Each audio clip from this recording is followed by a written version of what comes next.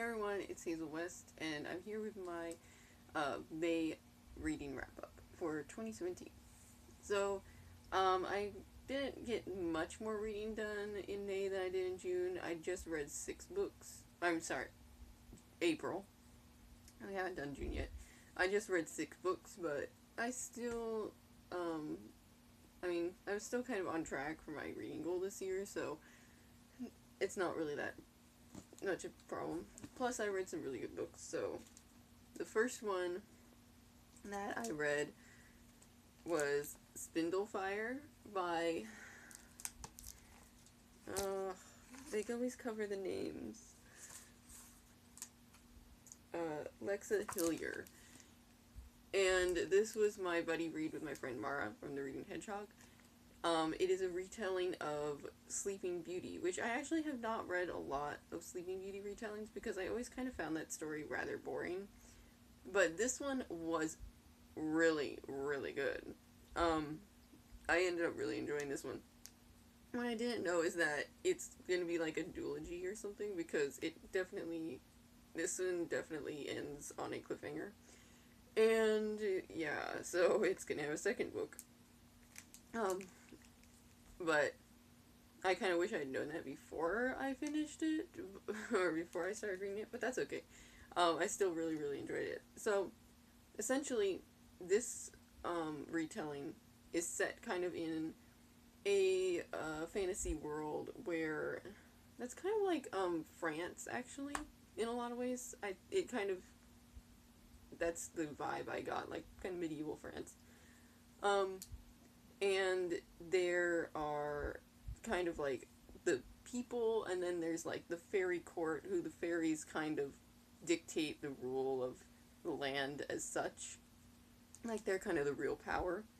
Um, and there's the there's the one princess, and then there's the illegitimate daughter of the king, who is obviously her half sister, and both of them have, um, I guess, well, the princess herself is blind and she can't feel anything, like physically. Um, the other girl, I'm sorry, she's not blind. She's dumb. She can't speak, and the other girl is blind.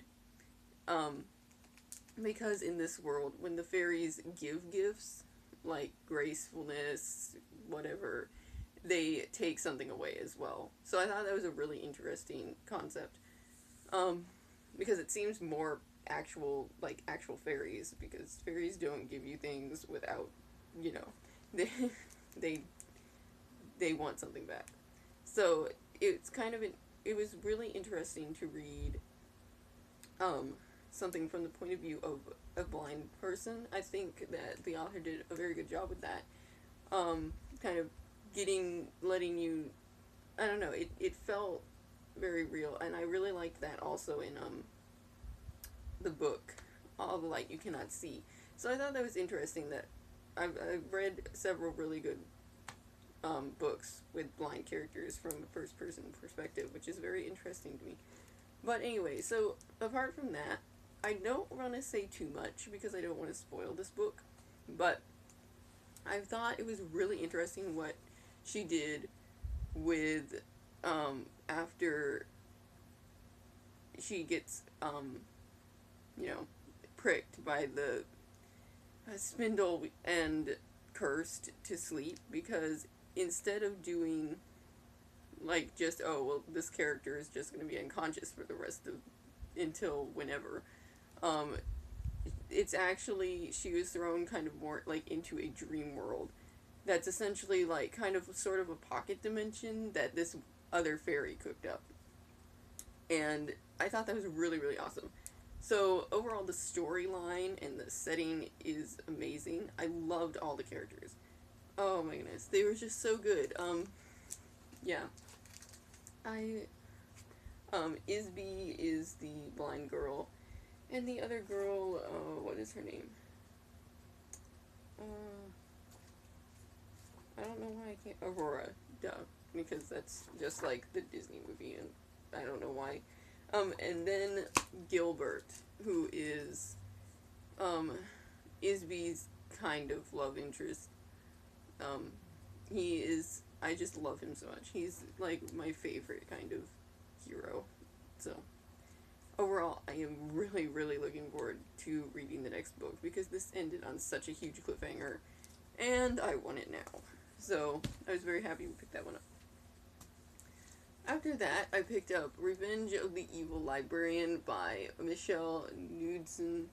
This one is the sequel to just the book Evil Librarian, which I read a while back.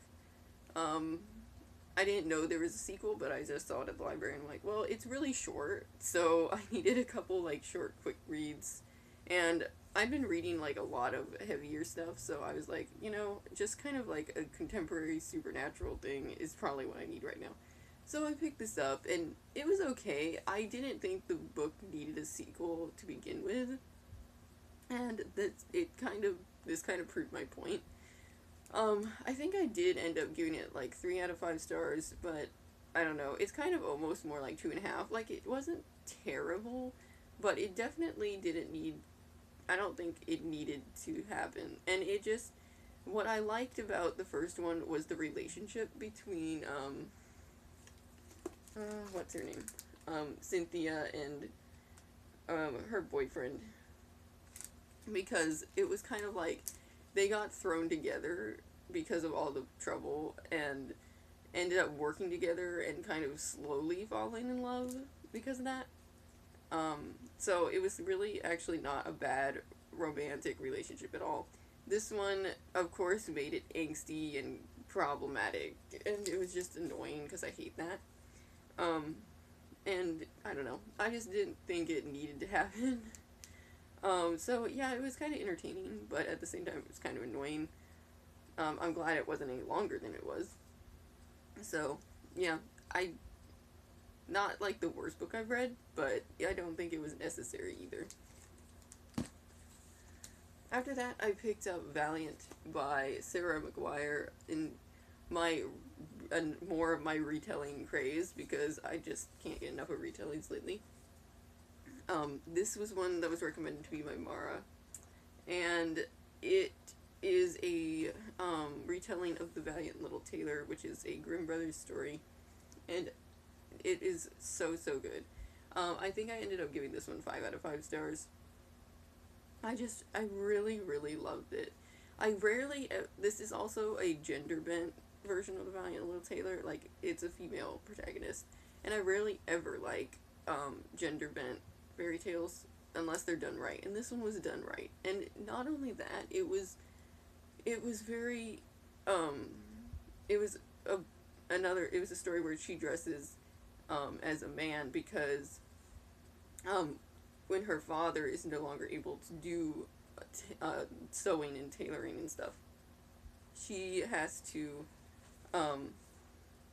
take on his job, and men don't want a woman to be their tailor, so she has to pretend to be his apprentice instead.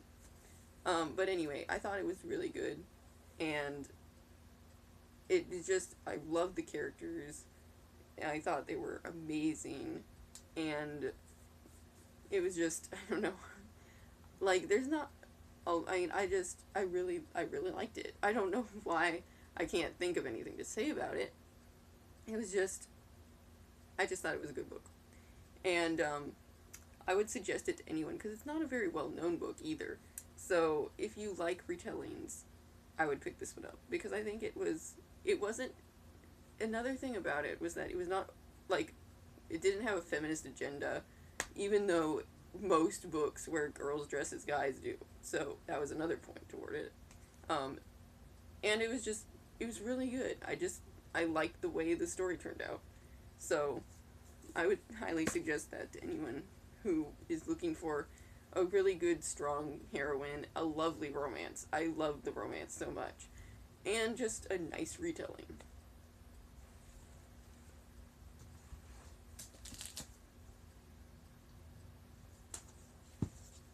Okay, sorry, I had to grab my other books. Okay, so after that, I picked up This Savage Song by Victoria Schwab. This is my second time reading this book, but I wanted to reread it before the next book comes out. So, mainly, this is just um, I'll link my uh, actual review for it down below. Um, so yeah, I'm not gonna do another wrap up for this, but again, love this book. I cannot wait for the second one. Still 5 out of 5 stars. I liked it just as much. Rereading it, and I am really excited to see where she takes the story in the next one. After that, I picked up Shattered Souls by Mary Lindsay. This is, it's not necessarily a series. There's a companion novel that's set in the same universe, and I don't know. So I guess this is technically considered the first one. Um,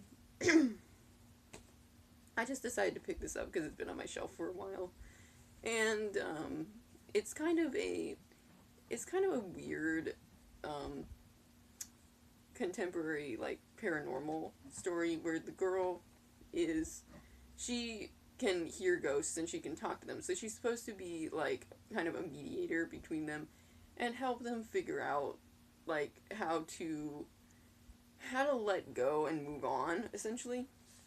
And that's kind of like her job, and there's a bunch of people like her. So she's they call them speakers in this.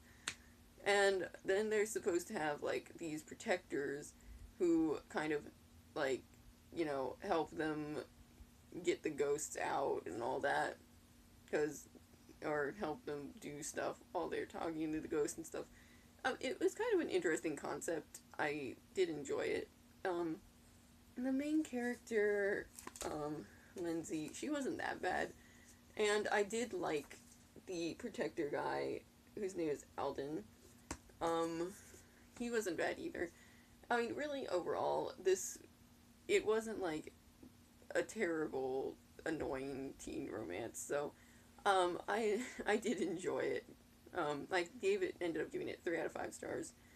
I liked the concept, and it was, you know, it was what I wanted to read at the time. It was just kind of a quick read that, you know, I didn't, like, really care about it, but at the same time, it interested me enough to finish it. So, then that was kind of just what I needed. Um, but, yeah. Um, I will, like, I have a couple other of Mary Lindsay's books. So, I'm looking forward to seeing the other ones and seeing what else she writes, like, in this world and in another one that I have. Because I think she has an interesting concept. Like, I really do like the concept, so, it's, you know, it's entertaining. Not the best book I've read, but definitely not the worst either. And finally, I finished the month with another reread, and that was Anna Dressed in Blood by Kendara Blake. This is the first book in the Anna Dressed in Blood duology. I've had this one, I think I got it last year or something, and I wanted to reread it since I bought it. So I just was like, you know, I just really want something, like, kind of creepy for some reason. Excuse me. For some reason. And I just really felt like picking this one up again. Even though I should probably be reading books that I have not read yet, but that's okay because I just love this book. I love all the characters and everything. I think this one is a 4 out of 5 star read for me. I will link my original review down below to Goodreads, so you can read what I think. But yeah, pretty much, like, I loved it just as much as I did the first time I read it. So, yeah, sorry that was kind of a, I don't know, it's not the best wrap up. I've got so many other things to do that I'm just trying to do this between, like, a bunch of other projects. And wanted to get my books back to the library because I'm gonna go to the main library branch downtown Friday and get my giant stack of summer reading books. So, I'm just trying to, like, clean all the other library books that I have before then. But yeah, let me know what you guys are planning on reading over the summer, and if you have any like suggestions, do you think I should really pick up? Um, so I'm just kind of looking for like some fun reads or not fun reads. I don't care.